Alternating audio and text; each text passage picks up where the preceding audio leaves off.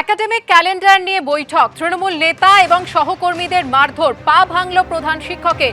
আর এই ঘটনা ঘটেছে মুর্শিদাবাদের ফারাক্কা হাই স্কুলে।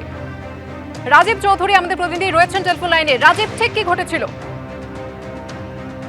শুক্রবার দিন একাডেমিক কাউন্সিল নিয়ে বৈঠকের সময় স্কুলের শিক্ষকদের একাংশের সঙ্গে প্রধান শিক্ষকের যখন বৈঠক হয়, সেই বৈঠকে উপস্থিত ছিলেন স্কুল পরিচালন কমিটির সভাপতি। সে সময় তাদের বাকবিতণ্ডা এবং তারপরে মারধরের ঘটনা ঘটে এবং প্রধান শিক্ষকের গুরুতর আহত হন এবং তাকে পুলিশ গিয়ে স্কুল থেকে উদ্ধার করে নিয়ে হাসপাতালে ভর্তি করে। সেখান থেকে এই মুহূর্তে তিনি মালদা মেডিকেল কলেজ হাসপাতালে ভর্তি রয়েছেন।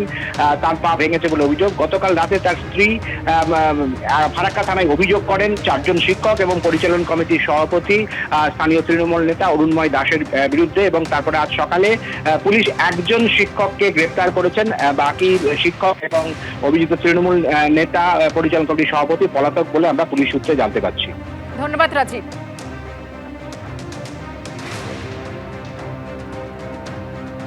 যোগেশ চন্দ্র চৌধুরী ল কলেজে দেখা গেল যে ছবি, সশস্ত্র পুলিশ দিয়ে বাগদেবীর আরাধনার আয়োজন করা হলো। আর এই ঘটনা নিয়ে রিপোর্ট তলব করেছেন মুখ্যমন্ত্রী মমতা বন্দ্যোপাধ্যায়। আজ পুজোর সময় কলেজ ক্যাম্পাসে যাবেন শিক্ষামন্ত্রী ব্রাত্য বসু। সাধারণত কলেজে কোনো নির্বাচন থাকলে সেই নির্বাচনের সময় দেখা যায় কলেজের গেটের বাইরে এরকমভাবে পুলিশ উপস্থিত থাকতে, কিন্তু বাগদেবীর আরাধনা এবং বাগদেবীর আরাধনা যখন হচ্ছে সেখানে একেবারে সশস্ত্র পুলিশ কলেজের গেট, কলেজের ভেতরে, এমনকি কলেজের পিছন দিকের যে রাস্তা রয়েছে সেই সমস্ত জায়গায় মোতায়েন রয়েছে। আমরা দাঁড়িয়ে রয়েছি যে জায়গায়, সেটা হচ্ছে যোগেশ চন্দ্র চৌধুরী কলেজ। এবং এই যোগেশ চন্দ্র চৌধুরী কলেজের দুটি বিভাগ, একটা হচ্ছে ডে এবং অপরটা হচ্ছে ল বিভাগে। তাদের দুজনের মধ্যে সংঘাত এবং সেই সংঘাতে একেবারে বাগদেবীর আরাধনা কিভাবে হবে সেই নিয়ে সেই জল গড়ায় হাইকোর্ট পর্যন্ত।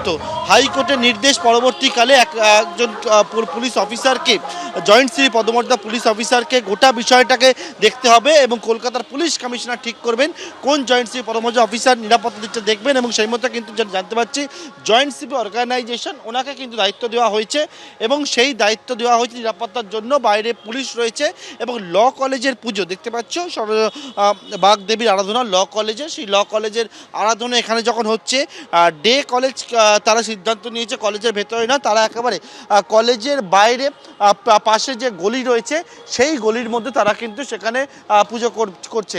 কলেজের দুটি প্রান্তের যে গেট রয়েছে সেই দুটি প্রান্তের গেটে দেখতে পাচ্ছি দুদিকেই প্রচুর সংখ্যায় পুলিশ মোতায়েন রয়েছে, সশস্ত্র পুলিশ মোতায়েন রয়েছে।